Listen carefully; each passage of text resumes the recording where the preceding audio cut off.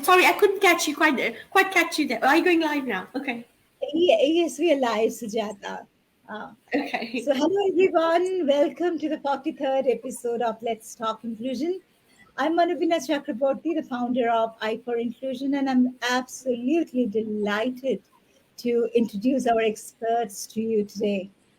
We have Mrs. Sreepriya Bhowmik joining us from London and Sujata Dewan from Brunei. Hi, Sreepriya. Hello, Hello. Sujata. Uh, Hi. Shripya is a familiar face in Let's Talk Inclusion, and Sujata is here for the first time.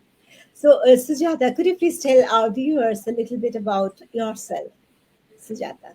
Um, well, thank you, Manobina, for actually giving me this platform to speak and to have my views, to share my views. I'm extremely honored and privileged, I must say. Well, I've been teaching for the last since 1992, and but from since 2002, I've been based in Brunei. I was initially teaching in Nepal. I did my teaching degree from not like teaching diploma from India, and then moved to Brunei in 2002, and I've been here since teaching in the primary years. But in my teaching experience in Nepal, I was teaching secondary as well as I also did a part-time lecturing before I came to Brunei. And at the moment, I am a Senko. And now I can't tell you the name of my school because it breaches certain agreements that I've signed. So I've been a Senko for the last 2 years, the Special Education Needs Coordinator. Thank you again for having me. Thank you very much, Sujata. And Shripriya, our viewers would like to know about you as well, and of course, your latest work and your future ones. Hello, everybody. Those who are regular viewers of I for Inclusion, they know me. But I'm Sreepriya, and I have been working in the field of special needs since 1996. That's a long time, yeah. And that's all I've done ever in my life. So, currently, I am the founder director of an organization called British Education Support Services, which kind of aims at providing one-stop how could I say, like one place for parents and schools to come and access services they need. Because one thing, obviously, we have figured out that parents often have to run from pillar to post to go to reach to receive something. So I'm trying to build that up, and I've been doing this. And I'm also a qualified assessor for dyslexia, and my background has been in autism. So I kind of another area of my expertise throughout my entire work has been working with students from various nationalities and trying to identify their undiagnosed learning needs. And and very soon I'm eh, embarking a journey of moving to another part of the globe in a different country, helping an international school in Southeast Asia to set up their SCN department and develop their outreach program. So, yeah, kind of looking forward to it. It's going to be a big leap, but I'm so looking forward to it. It's a new challenge I'm going to find where my EL experience with SCN will hopefully come handy. And so that's me. Thank you very much, Shripriya, and wish you all the best for your new journey. Thank you. We as inclusion advocates always believe that young people should have the opportunity to discover, develop, and use their abilities to affirm their identities, also to contribute to society and challenge educational and social inequalities, right? In our last episode, we talked about these avenues and called them alternative pathways. Shivya was listening to us and insisted on the term parallel pathways. All of us liked it. And then Professor Sudesh Mukhopadhyay, whom we always look up to in this journey of inclusion and consider our guru, our mentor, she called it Continuum. So here we are today in our continuous endeavor to identify all the pathways to challenge educational and social inequalities.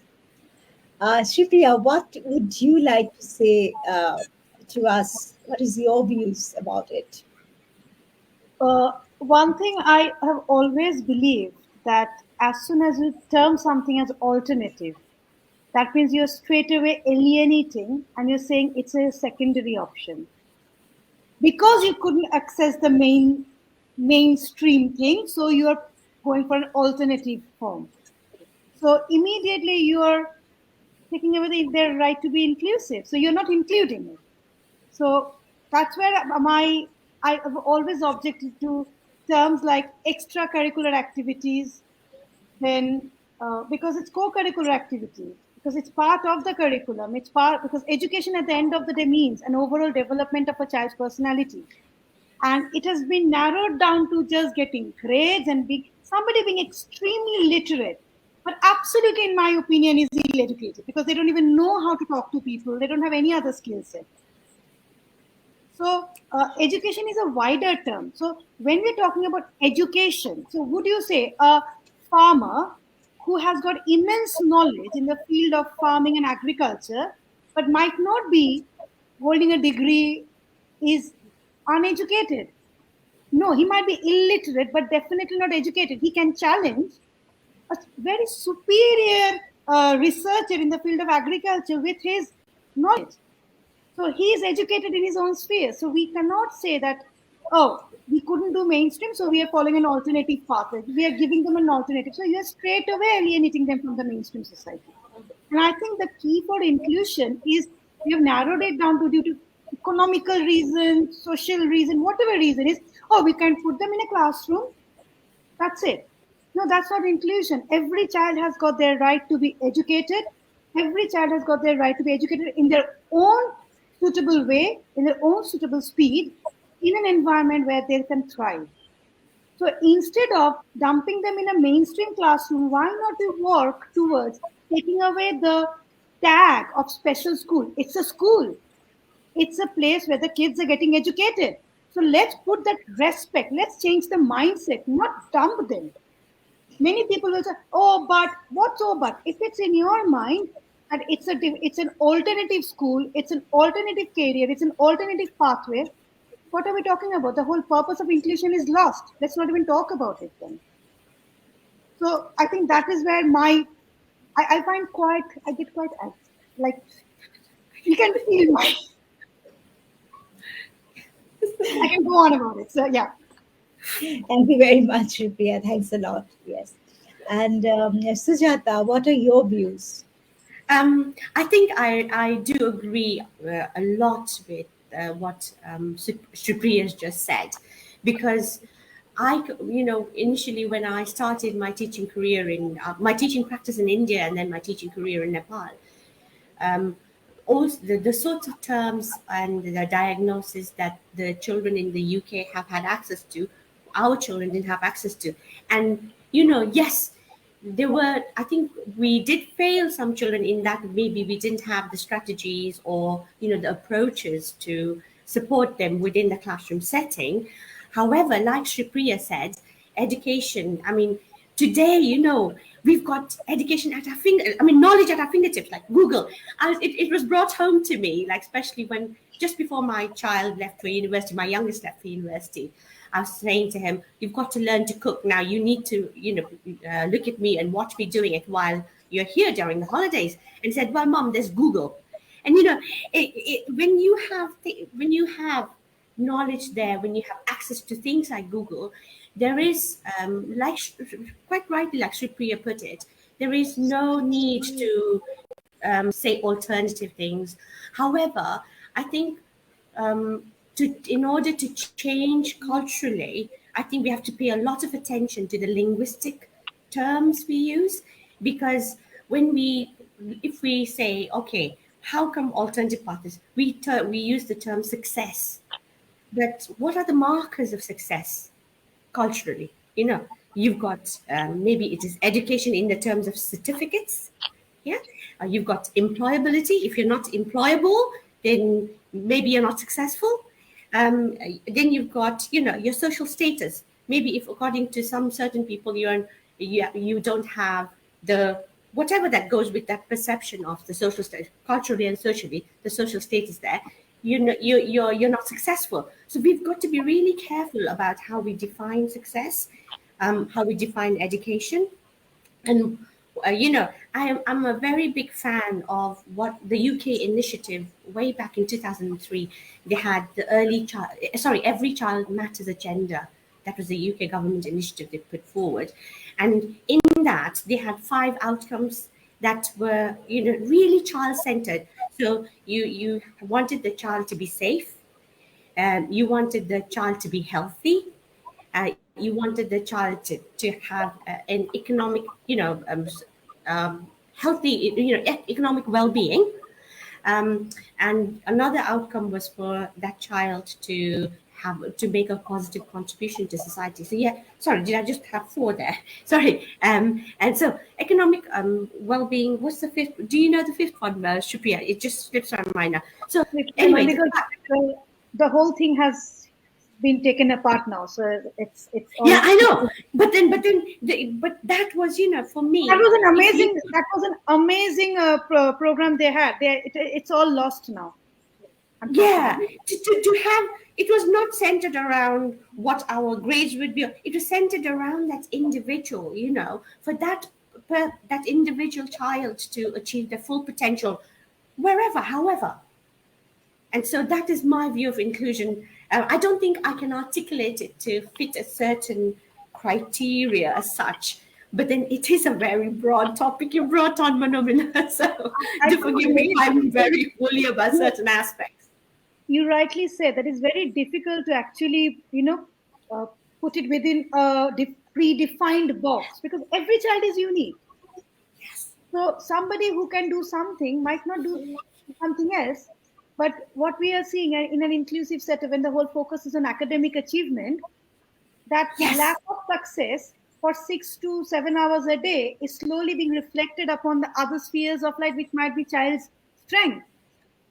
Because 6 True. hours of constant failure starts having an impact. I'm seeing it with my own little daughter who's severely dyslexic. Not being academically able to achieve for 6 hours every 5 days a week is slowly having an impact on her performance in gymnastics, judo, which she was excelling in. She's like, oh, I can't do it. How can I do it? I'm not good at it. So that's not inclusion. No child should and do then, the other thing as well, sorry to cut in, but it was just like, some of the things, like when we look at, if we're just focused on these subjects like maths and science, of course, I'm not saying, the contributions that those fields have. However, what we call the soft, subjects like art, because art and humanities, Your voice frozen, and I can't hear you, Sujata. Sreepriya, can you hear her? she's no, I can't hear her, and she's frozen for me as well. Yeah, she's frozen. I'm sure she will come back. Yeah. But Sreepriya, let me just take it from where you left actually. You were talking about your own daughter. She is very successful in acting these days. So what about that? Does she say that I can't do it? She's doing it Uh, very well. because that is away from the school environment. She knows nobody around her, so there is no. There's no when sorry, she's you're doing just that. losing that, just really lagging. So there's nobody around her who knows about her academic difficulties. She's comfortable there and she's excelling in it. So as soon as she's faced in a situation where somebody is aware of the fact that with her difficulty with reading and writing and numbers and everything, she doesn't do it, because in the other classes in some of the classes she goes to, she has got her classmates or students from the school. So she knows that, oh, they know who I am. So I have to live up to their expectation that I can't do something. So we can see that where nobody knows me. There's no kind of a preset idea. I can do it. And this is not Yeah. only her. It's happening in my house, so I'm confident. But I'm working with so many other students with whom I'm seeing the same thing. When I'm working with them on a one-to-one setup, the work they can produce and what they're producing in school, it looks like it's as if two different child. It cannot be the same child, definitely. So it's kind of, so that's where the instead of Yes. saying alternative pathway, where it goes into, oh, because I can't do this, that's why I'm doing that. But whereas, you know what? This is, you're really good at technology, or you're really good at some, like, engineering part. Like one of the student I work with, he's really good as a mechanic. But because he couldn't read and write, oh, I can't do anything. So whereas, so he's going for an alternative pathway. So say, yeah, I couldn't cope in school, so I'm doing this, but I'm not going to do it. But I have to read and write. But instead of saying as an alternative pathway, I think if it had been presented to him as, you know what, this is something you're so good at. You're a good mechanic, so why don't you do the course on mechanics and train to be a mechanic? And had taken away that alternative. And that's where I started thinking that alternative is not definitely not the right term, because this boy has started thinking, because I couldn't cope in a mainstream classroom, that's why I Yeah. couldn't go to any school. And now because I can't do anything academically, so I've been given this alternative pathway because I'm not good at anything. Yeah, see, all three of us have worked in more than one country, rather continents. So we might have an idea about how different pathways are viewed in different societies. The society might carry a particular reservation for a certain type of work in a specific country. Let us try to portray a real picture in front of our viewers. Sujata, I will come to you first. Yeah, and this this brings to mind, like, when, because I did my secondary and my degree education in India, we at in year 9 and 10, although we, even if you got, like, grade A's for all your core subjects, like maths, English, science, if you fail the one subject called SUPW, it used to be socially useful productive work. Now this was years ago. I finished my year 10 in 1988, so going back then. And that was, it was, that made sure that we were doing community productive work to help the community, as, or even more important than the other subject, the academic subjects, if you will. And I think one of the things we've got to see is what are the cultural, like I said, markers of success. Are we saying that if you've got lots of money, you're successful? Are we saying that because you're a carpenter, you're worthless? Are we saying because you're a plumber, what you have to say doesn't count? So we've got to look at these things and see. And I think in your show the last time, there was a person called Blessing, if I'm not wrong. She said that, like, sometimes culturally, some of the words we use to, our cultures or societies use to scold their children, or actually um, tell them off, are like, or if you don't study, you'll be a carpenter, or you'll be a some. And that is, this again, it takes time, doesn't it? Education takes time. It takes time to change our views of things, and it doesn't happen overnight. But it does. We do need to look at the language, because language shapes our thinking so much. We've got to. Absolutely. Yeah, when we talk about migrants and expatriates, same thing, but very different meanings. Same. Absolutely. Absolutely. So language plays an important factor. So yeah, I think educating, spreading awareness, like you're doing, Manobina, through platforms like this, with everybody, not just teachers, but every, and Facebook and all these social media have become so accessible to people, and they've provided so many knowledge. Like, YouTube people have learned so many things using YouTube. My sister sat at home during COVID. She learned soap making using, things like this. There's so much knowledge available, and you are doing something that people might, a lot of people will learn from, and hopefully we'll have contributed to.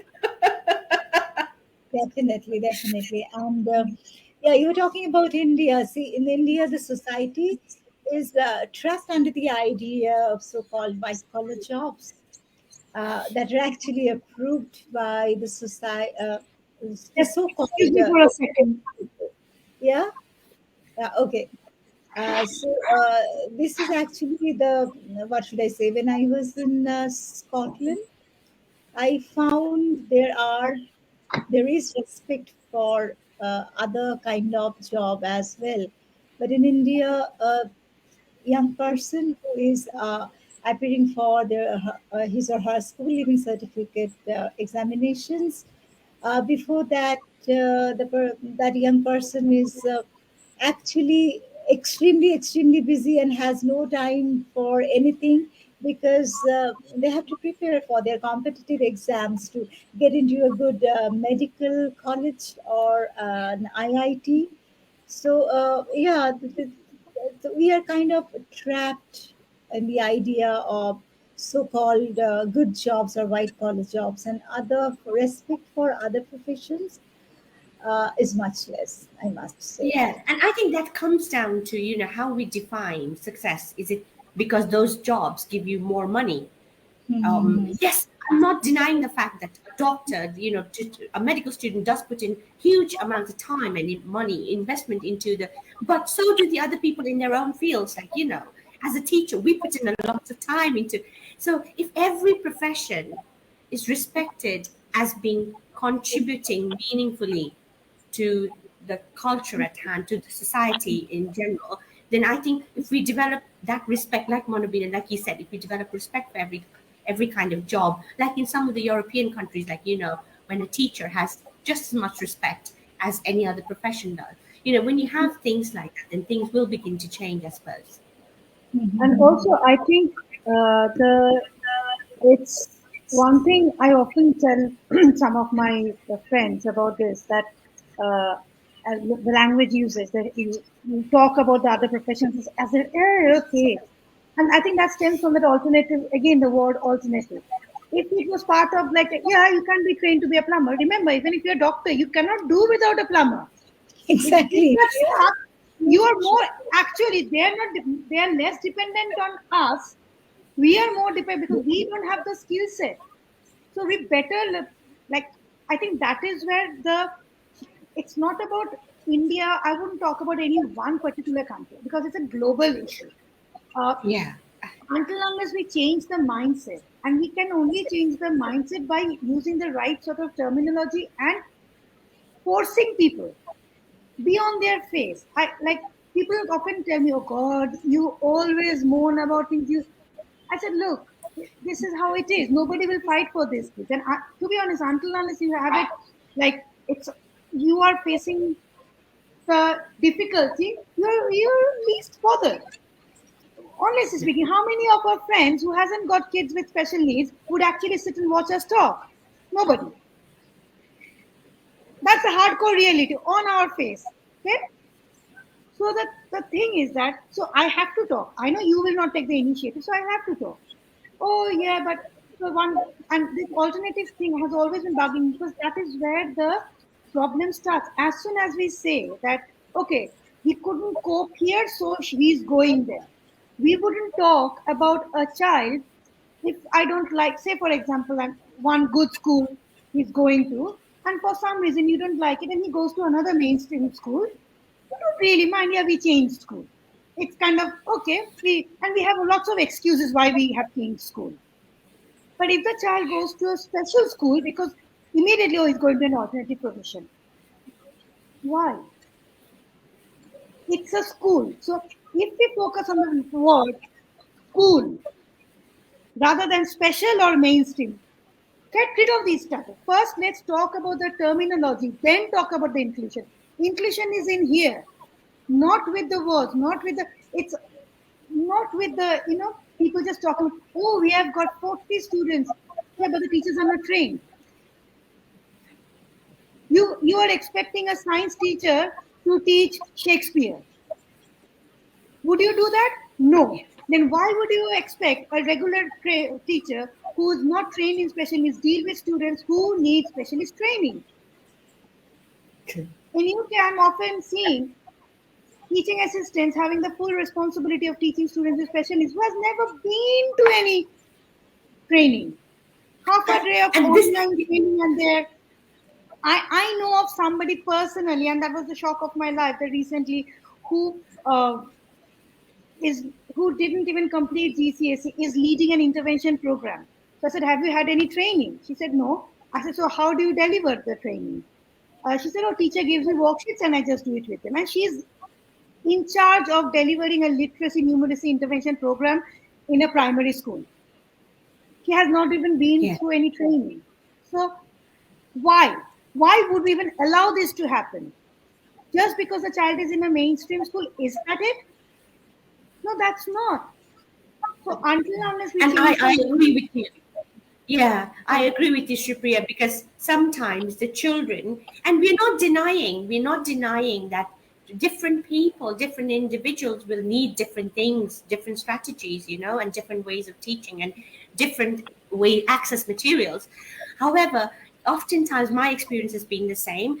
Like the child who needs the most support is given to the one who has the least training and the absolutely. least. Yeah, Exactly. and teachers today, like our CPD, we need to have professional development that actually makes us think about neuroscience. There's been loads of development in neuroscience, but how many teachers are actually made a part of that CPD where the neuroscientific evidence is brought in to say, hang on, this is the latest finding in development of the. I've been reading this book by Dr. Gabor Mate, a Hungarian Canadian, and he's talking about healing ADHD because he's been a doctor for so long, a physician, and then he became a neuroscientist. Things like this, they ought to be, we ought, as teachers, ought to have more ready access to things like that. Whereas if you put us in a class of 30 children or however many children, and with very little CPD opportunities, and then expect every child to go at the same rate, reach age-related expectations, this is, that is where it's going to fall apart. The thing is that you know what, the policy makers are not policy bearers. First of all, Yeah. everybody thinks that, oh, we specialist teachers or specialist professionals, we have got a magic wand which we can in school. If you're a Senko, often we are expected to have a magic wand. They will give us a problem and we'll go abracadabra and it's sorted. And how many times have you tried the strategy in classroom? Oh, I've tried it twice. Doesn't work like that. So, and I'm not blaming the teachers for that. I'm definitely not No. blaming the teachers for that because my sympathy goes out to them. It's as if like a science teacher is expected to teach Shakespeare. It's not possible. It's similar to that. And just go. So until unless we change the whole concept of what is inclusion, school is Yeah. a school. It's an establishment where a child learns. Nothing is going to change. No. That is And the and first Sreepriya, I thing. think the thing We is, just like, talked about also teachers need to be valid, given the autonomy and valid, their research needs to be validated. Like, there might be teachers, like you said, there might be teachers who just did twice, but there might also be teachers who are very passionate and who said, look, I've tried this hasn't worked, this. So I think part of that also stems from the fact that we don't give enough respect to the profession itself. Yes, I'm not saying every teacher is like in there because they're really, basically, I believe that all teachers are humanitarians. That's why they chose to be in this profession. However, um, you know, like you will have a continuum of teachers, a spectrum, like, people who least, are happy with performing there, and some who are really giving it all. And then we've got to, I think, develop a respect for our profession and for ourselves, actually, to say, you know what, I'm a professional, and I've done this is my research findings, and I'm going to share this with you. That kind of thing, and that needs to be, validated in terms of, oh, okay, you've actually done that, and we accept that. And to be honest, I'll feel sorry for the teachers sometimes because of the inclusion. We are talking about inclusion of only children with special needs. We are forgetting the gifted and talented. We are forgetting those who are in the middle. So poor teachers True. trying to stretch this side, stretch that side. The middle one is like, where are we? We are nowhere. So they can fall. They're sitting on the fence balancing. So the whole thing, it's kind of like we can be passionate about them, but poor teacher, she might not be like. Yeah. And see, imagine the gifted I had students within the spectrum who's gifted and talented with behavior issues, and which has stemmed from the fact that nobody actually stretched him. Everybody focused on his behavior, and forgotten the fact that he is actually a genius. So he diverted all his energies towards being the class clown and whatnot. See, in my experience, I never heard about teaching and learning methodology. I always heard about teaching methodology. I'm a good teacher. I have this teaching methodology, and the higher ups also look for the kind of teaching methodology you are adopting. But where is the learning part? We never talk Absolutely. about teaching and learning. We always talk about teaching, teaching, and teaching, right? And in this True. part of India where I am in, western part, in this Ahmedabad city where I'm based in, we have inclusive practices in schools, mainstream schools. And the schools asked parents to hire a shadow teacher for a particular child, and the shadow teacher does not have any qualification whatsoever, right? She's not even a qualified teacher, but she is taking care of a child who has some additional needs, additional learning needs in a classroom setup. I really don't understand this system. I think it boils down to the fact of financial implication. Okay, Maybe. so it, it boils down to the fact, and the thing is that if nobody is trained, do we have aspiration? Because they're going for an alternative pathway, aren't they? They're not Yeah. going to be. It's an alternative pathway. You So, do, right? so why would I provide something for alternative pathway? So it's not Exactly. they're not following the main. They're not going to be the mainstream pathway. So if we provide it as an alternative pathway, then why would I give my energy? People are happy to spend thousands of pounds or like thousands of rupees also to provide special tutoring for IIT entrance, joint entrance. But if you ask for money when it comes to providing intervention for a child with special needs, schools are not happy to pay, parents are not happy to pay. If Yeah, until unless we change that mindset, the parents need to change that mindset as well. If you are asking for charity for your child, then you will get charity. Then you won't get True. professional service. Then you always be an alternative specter of the society. special So what education you teachers. fight for your child's right. You have to Yeah, fight for your child's right. Nobody else would.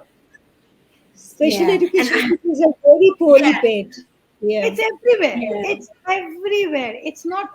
I don't want. That's why I don't want to mention any particular country in this context because the topics that we are discussing, we are sitting in three different parts of the world and we are talking about the same thing, which proves the point that nobody is better than the other. So the thing is, it boils down to the mindset of these kids. They might be in a mainstream classroom, but they are not part of the mainstream society yet. So if we No. don't change the our viewpoint on alternative, they will remain the next layer of the society who will never be who will be always an option. Why do we want that for our kids? Why can when in your say A levels or class two, if you're choosing science or arts or commerce, you're not saying, "Oh, I've chosen alternative arts or humanities or alternative commerce." So why, if it's a vocational training, it has to be an alternative? It cannot be Yeah. alternative. You, if you And ask for, yeah, if but you in ask that, for yeah, money, nobody will give you. I have had this incident where I delivered a lecture at United Nations, and one of my friends shared the talk and then deleted it. I said, "Why?" And he said, "Oh no, after that, I had so many phone calls, people asking me whether I've got any mental health conditions and whether my son has got undiagnosed learning needs. So I just deleted it." So sharing my talk triggered phone calls about finding out, "Are you okay?" And so it's not about awareness anymore. So until and unless, so the change needs to come from the parents. If parents can ask for, "Oh, it's if you're happy to pay for, if your child was okay, neurotypical, would you have thought twice before spending that money on extra tuitions or IIT preparations?" You wouldn't. So the target, if you are, whether you're from IIT or whether you're from a special school, the target is financial independence for everybody, to be a contributing member of Yes. the society. How does it Economic happen? independence. If somebody can be a mechanical engineer, somebody can be a neurosurgeon, somebody can be a plumber. It's a vocation. You at the end of the day choosing to pursue a career to be financially and emotionally independent and be a contributing member of the society. So why can we not instill that thought process from the very beginning, where it doesn't matter what you choose? Parents are ashamed of saying, oh my, they'll hide. They'll hide behind excuses. I No, have and I to think that's, talk yeah, about the child has the dyslexia. Yeah, because she needs to be confident of who she is. She needs to know why she can think differently. But until unless as a yeah. parent we change our mindset and we demand that school is a school, nothing will change.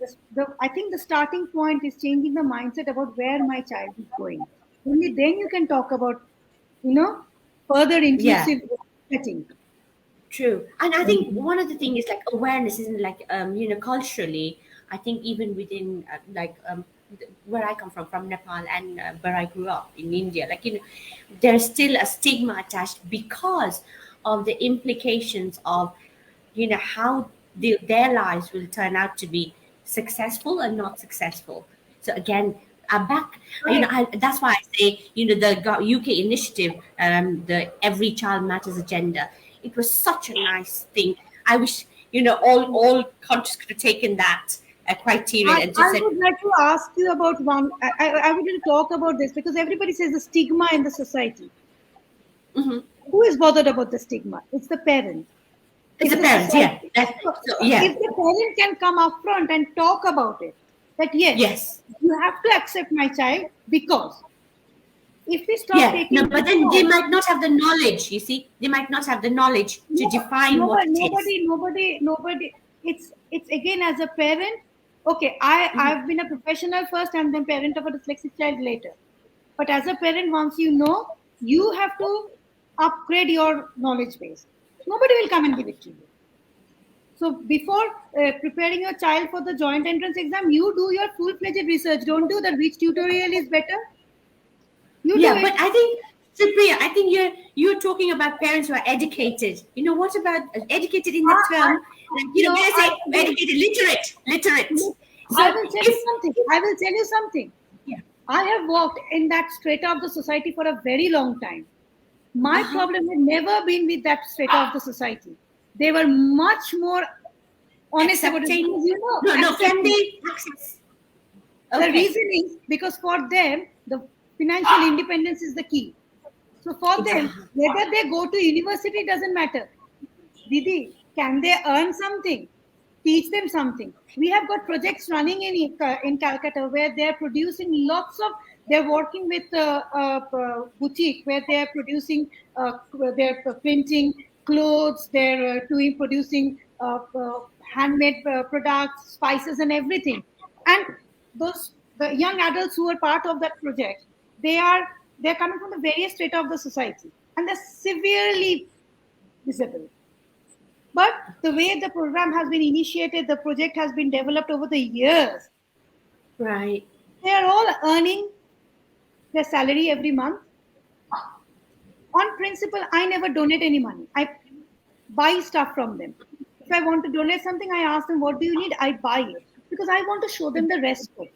Whether I'm using Yeah. it or not is a different story, but show them the respect. But again, the thing is that more it's again, it doesn't have to be like if a parent is happy, the child goes to a mainstream school. I can tell everybody my child goes to this XYZ school, which is a mainstream school. And then I can give 20 tuition, and it I can hide it. But what am I putting the child through? True. True. Am I not taking away the child's right to be happy? Am I not taking away the child's right to flourish? Am I not taking away the child's right to be educated? Am I not taking that child's right to be independent? Because of it's not only I'm talking about the parents, I'm talking about every single person. Even if I know a parent who has got a child with difficulty and they're going through it, I think it's my responsibility to talk to the parent and say, I understand this is what you're going through, but we are all in it together. As a society, we all can come up. Many times people want to support, but they don't know how the parents would react. Schools, at the same time, they can't open up saying that, oh, I can't say we can't cater to the needs of the child because the entire implication of it. But the thing is that, and it all stems down to the fact that we have mentally segregated what is mainstream and what is not mainstream. So, Yeah. alternative, in my opinion, should be done away with. Yeah, and no, I totally agree. But I think again, like my experience has been quite different. I think because my experience has only been with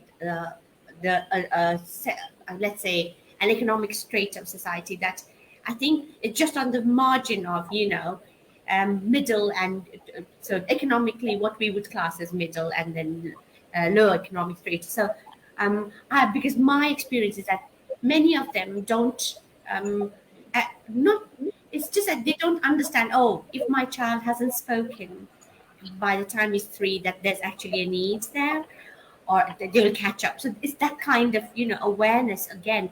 Or if my child shows certain behaviors that are repetitive, he'll get over this because this is just a phase. So I think there's a lot of, for me, for the clients that I work for, I think their understanding kind of brings on this cultural stigma that they've got. Or when they're told, then your child might be diagnosed with certain condition, and these are things that he might need in order to access this support. I think then as soon as they hear that there are multi agencies involved, there's a fear. There's a fear that something is absolutely wrong. And I think for me, it's more about educating them and saying, look, Absolutely, this is absolutely. not something to be really worried about, because actually, with the given the right kind of help, your child will be able to flourish. Your child will be able to enjoy and achieve, things Absolutely. like that. And I think that is where the responsibility of the medical professionals, school, and government as it in its own, like creating that awareness. Professionals like us, it's our responsibility to create more platforms. Like Monobin has created this platform. Even if it's two Yeah. parent who's listening or a two teacher who's listening, it's going out. They might talk to somebody. It's a dripping effect. So Yes. everybody needs to work together. So to take that stigma out, we have to, again, as we are talking about that, we have to treat it as not a separate part of the society whom we are trying to include. We have to Yeah. we have to kind of treat it as this is an integral part of the society. It's just the way we all are different. Yes. It's Very much. we all are different. We all are not same. And No. so I think that's what Yes. we need to do as a Yeah, first and I step. think I think we've always looked at anything that is different to be a like in the medical model of special needs. That's what's driven this whole thing about he has to get better, or he has to go to a hospital-like setting in order to get better. So I think that you have to get over that kind of thinking, the medical, and then say it's actually a social construct. So you are creating this because of how we interact with different differences, and how we are, accepting or not accepting of neurodivergent people, things like that. So it's a very big change, but It's a huge mindset change which needs to be initiated. But again, Yes. more we start using the right sort of language, we stop people from using the wrong sort of language. I think slowly it will change. And And the learning continuum recognizes that each individual is engaged in a personal lifelong learning process, right? absolutely, So, education is a lifelong process. yeah. So now, could you please guide parents who might be listening to us today to opt for some of the courses that are available for the young people who have some or the other neurodivergence? Shrupriya, please. One organization in UK which I'm really fond of, but unfortunately UK not many schools follow it. It's run by an organization called ASDAN, who has got these amazing short courses, and I just love it. I just love it. The way they have thought about the whole thing and how they have integrated it with so-called socially acceptable qualifications like GCSEs and A-level, which can be counted towards university entrance. It's amazing. Courses like this, then, but unfortunately, not many schools opt for it because slowly that whole focus is towards academic achievement is picking up. Yeah, they have an international presence as well, Astan. They have Yeah, an it has international. got international presence. Yeah, I think The UAE, Dubai, a few schools. it's in Myanmar as well. In India, also some schools. Nigeria. The other day, Lola was talking about that. And I think the whole, and that's where I said like it can be just another pathway. Like you go for science stream or you go for humanities, you can go for commerce, you can go for creative arts, and you can go for vocational training. Exactly. It's like it's so like if you're an engineer, what are you aiming to be? You're aiming to be an engineer who will be earning money by doing a job. So True. how does it matter? This child who I work with, severely dyslexic, he wants to be trained as a mechanic, but unfortunately he has to go through the literacy and like the entry requirement for his course is at least level 2 or 3 in English, maths, and science. So I'm having these tears every day. Why do I have to do this? And he can fix any lawnmower in half an hour. He can fix anything in like less than 15 minutes. He's a wizard when it comes to, sorting engines out. But he has to get the final qualification to be able to get a job. He has to go through the ordeal of doing algebra Mm. because it's an alternative pathway. Yeah. What about the focus was? If Same. the focus was on mechanics, and then okay, tiny, rather than you have to do this to get this, you are doing this, and you can do this also, like the basic, like work And the related. practical things. That is a And work. practical. So if you're doing a course on mechanics, the your literacy and numeracy is more to do with life skills, like how you are going to build up your business, or basic counting of money, and how to read the instructions, how to, so those sort of things. Because I'm struggling to find an innovative excuse why he needs to do algebra. How can, like, if you have got any ideas, please let me know in the comments that how can I make algebra really relevant to somebody who's severely dyslexic. So yeah, so this morning it was 1 hour of like me trying to be really extra creative about thinking. Yes, but, and he said, yes, but you can't really give me any reason why I have to do it, but I have to do it. So it's kind of like Yeah. if you had taken that more of work related, and Aston has got something similar. So they can do it through that those short English Exactly. courses and short maths courses. So Yeah. I think one thing we need to remember is, schools, the whole idea of school was meant for a certain purpose. Have we, outlived the usefulness of schools as in schools? So it maybe we've got developed to during rethink. industrial revolution, and we Yeah. we we So we have kind of developed into think out of the box, but inside the box that I've given. is that exactly? Think outside your box, but within my set preset parameters. Yeah, and the thing is, we talk to children about democracy, about questioning, and you're putting them in a classroom where you have to listen to the teacher's instructions and actually listen to that teacher, that dictator, anyway, And we are benign talking, though they may be.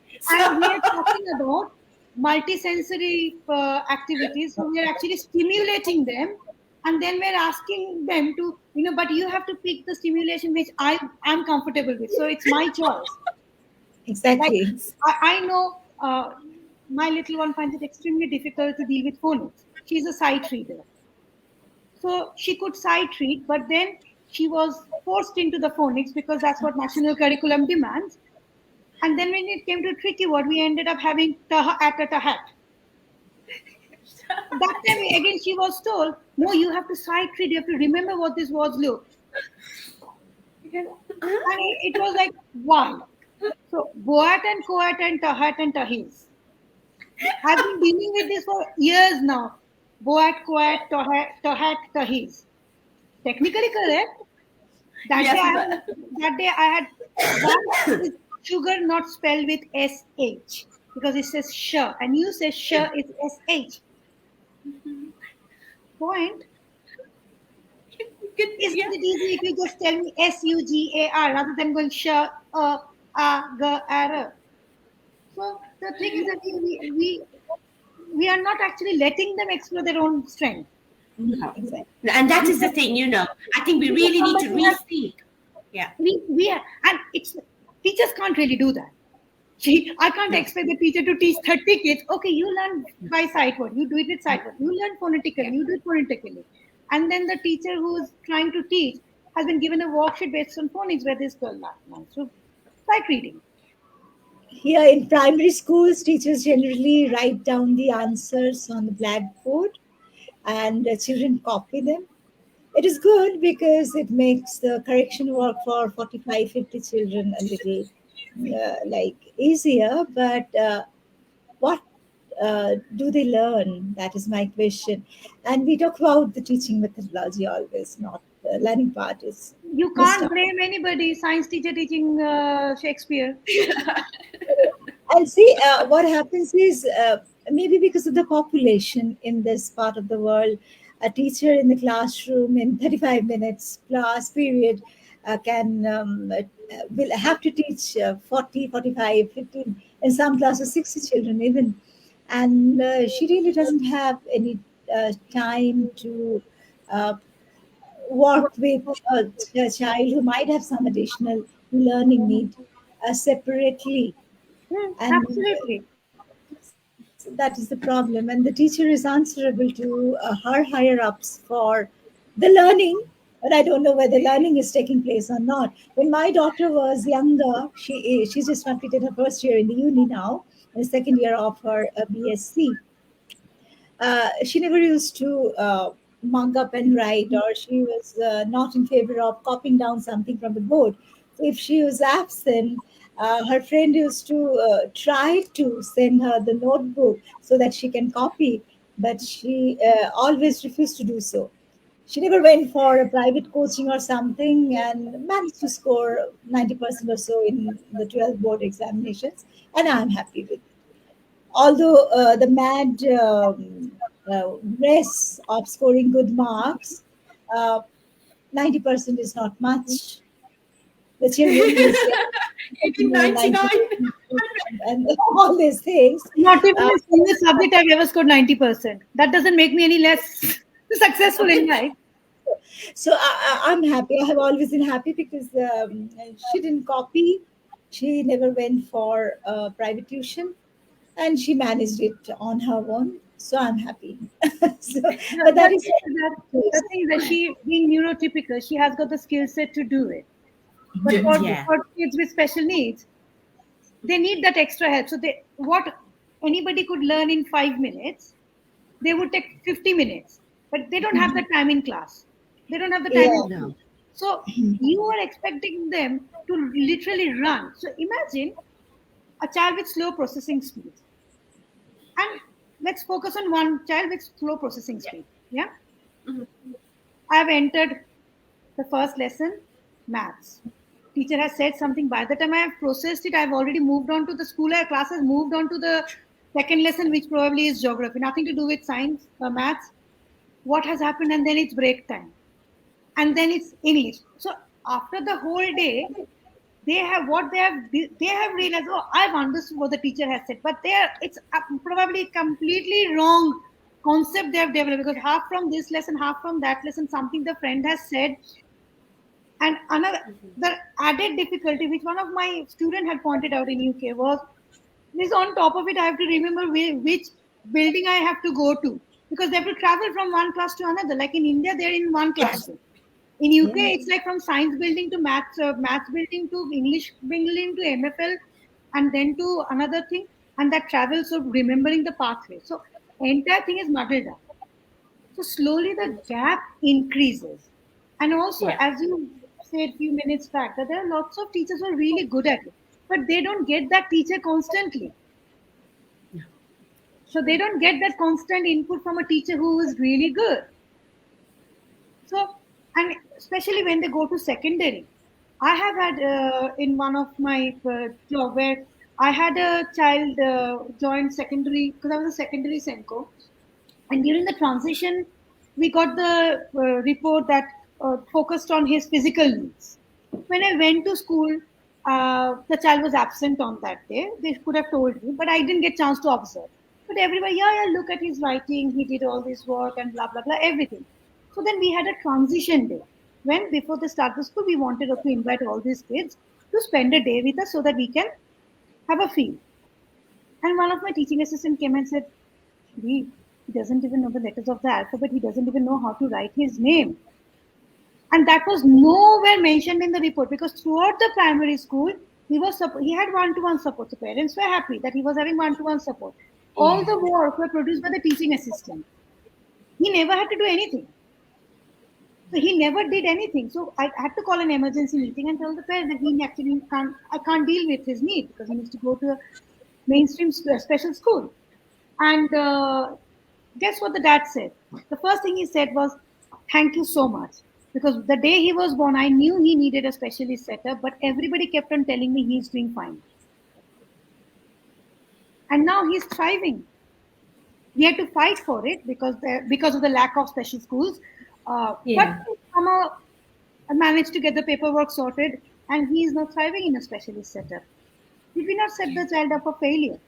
So, in my mind, we have that actually wasted almost 6 years of child's life's education by putting him in a setup, somebody working on his behalf and telling everybody that he's doing fine. Yeah. And this is the thing, isn't it? Like, there is always a place for specialist settings because, in the sense, they've got they're experienced people who have, the things are in where they should be. So there is always a place for those. However, when they are Mhm. presented as being alternate, I think that's where it falls apart. But then Absolutely. if you just say there is specialist provision here and this is where your child would benefit because of the access to provisions, that opens doors, it opens up people's minds about accessing those provisions, especially now because the funding in the UK has now gone to the parents are choosing. I mean, they're given that they're given that right to choose where to put the money. I kind of No, fear. it was no, no, no. Let's not talk about that. That's a different. That can be a different can of worm. We are not talking about UK funding and special needs. We are talking about inclusive education. Let's not talk about that at the moment because that's a But different then can of worm. today, the green paper consultation was the last. It was today, so hopefully things will change for the better. I don't know. So there's a lot of promise Let's because not talk about it because being a professional here, we can read between the lines. And its implications. So let's not even go there. Let's talk about the alternative pathway and stick to our mainstream alternative pathway. Yeah, the yeah, continuum or parallel pathways, as you said.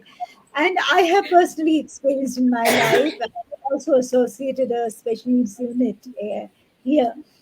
And those who have some of the other challenges in maybe academics, literacy, numeracy, I found them very good in, exceptionally good in baking and cooking to some extent, artificial jewelry making, to some extent, data operations because they are good with computers. And we tried store supervisions once, and they really, all these things I found very useful for them. But these are, yes, actually called alternative pathways, and not always parents uh, uh, Correct. like I find them acceptable. And here is our See, struggle lies even if actually. they're going to a mainstream school, if we make every single student attend, training in this vocational thing, it will just change the pathway. Like in one of the school I was working with, we what we did as a part of our ASTAN, because obviously my team of students were not really looked upon and were spent most of the time in the detention room. So we decided to change the way people saw them. So, as a part of their Aston Cope qualification, they learned how to make jewelry and candles.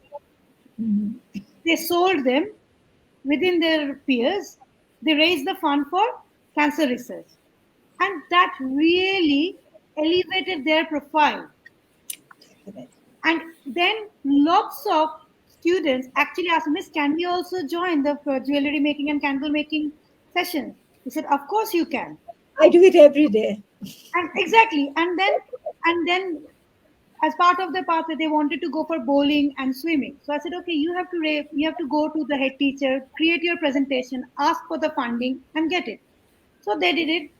They did the presentation and they applied for only one session of bowling.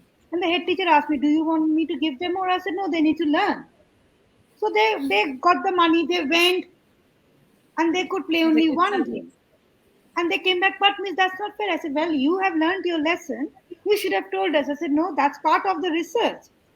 So, and what we did was, instead of doing planning, review, so that this was their first work for co. So instead of starting off with the planning stage, they did the execution first, and then they look back what they were supposed to do for planning, where the plan went wrong. So when they went for the next one, they went for funding for another trip. That time their planning was perfect. They calculated the time, they did all the research properly because they have learned the lesson hard way. So it's just like and lots of students who were not within the SCN department in our radar, they joined us for the fundraising later on because it was acceptable. So I think as a school, you can always promote these things as part of the school curriculum and make it like, yeah, this is also what we offer. Not as an alternative, but it's for everybody. Exactly. Everybody can and, opt out. and that's the thing, like when we talk about children with sensory regulation issues, one of my things was to ask the PE teacher if he can incorporate, because we deal with primary education, so incorporate into PE lessons all the fundamental movements and things like that. So it's again change that actually improve the whole school, because any change, any alternations you're making to your lesson to help the children with special needs will help every child. So why not have it at a grand scale and then do things that way? I think one thing we had completely forgotten, Montessori, which is one of the most Exactly. followed methods, Yeah. was originally developed for students with special needs. Yeah, sorry. Montessori method Yeah. was originally Yes. developed Yes. for Maria students with Montessori special did. needs. Yeah. And it's successful. And that is the key for inclusion. We are sitting on Sensory. it and we are ignoring it. So what works Sure. for them? Sometimes you go for the training and say, but these are all good practices anyway. Why would I not do it? It will like give them the lessons beforehand. Yeah, it would be beneficial for any child, whether it's a gifted and talented or somebody with difficulty. Going into classroom, knowing what topic will be covered, it will be beneficial for everybody. Every child. True. You don't know why do like I always say that. Would you like to walk into a meeting without having the agenda? Why do you scream, I need the agenda before coming into a meeting? Because you want to be prepared. Then why do you expect the kids to go into the classroom without knowing what they are supposed to do? And then you blame them for not paying attention. Anyway, nowadays the attention span has gone down to Instagram reels of 30 seconds. That also they play. We also play. We can't even sit through 30 seconds of Insta reel. And we are expecting them to sit quietly, taking in every information for an hour. Hang on a minute. This is the Insta generation. 30 seconds is the max. So we have to change the way we teach. So inclusion is not about forcing them to do it. It's about like bringing everything together. Yes. Yeah, I very totally agree there. Yeah. Thank you very much, Sreepriya and Sujata, for coming to our program today. And yes, we all are from different time zones. It's Friday afternoon in the UK. The weekend is about to begin. Dinner time for me, and past bedtime for Sujata. It's 11 o'clock, more than that. Yeah. So I'll not take much of your time. Thank you for joining me today once again. Thanks a lot. I really had a very enriching experience listening to you, both of you. Thank you. Thank you Thank so you much for for having me. coming here. I Because I really can enjoyed talk. discussing things with you, ladies. Thank you, Sreepriya. It was wonderful meeting you, and Manobina. Thank We you must for keep in giving me touch. this platform. We must Yeah, keep Thank you in very touch. much. Thanks a lot once again. And Thank to you. our viewers, thanks. we will come back with the 44th episode of Let's Talk Inclusion. On the 15th of July, Dr. Katriona Stewart, OBE FRSA, has kindly agreed to be our guest. She is the founder of SWAN, the Scottish Women's Autism Network. Please save the date. Till then, take care and goodbye. Thank you, Sreepriya and Thank you. Sujata. Thank you. Bye. Bye-bye. Bye. Bye. Thank you. Thank you.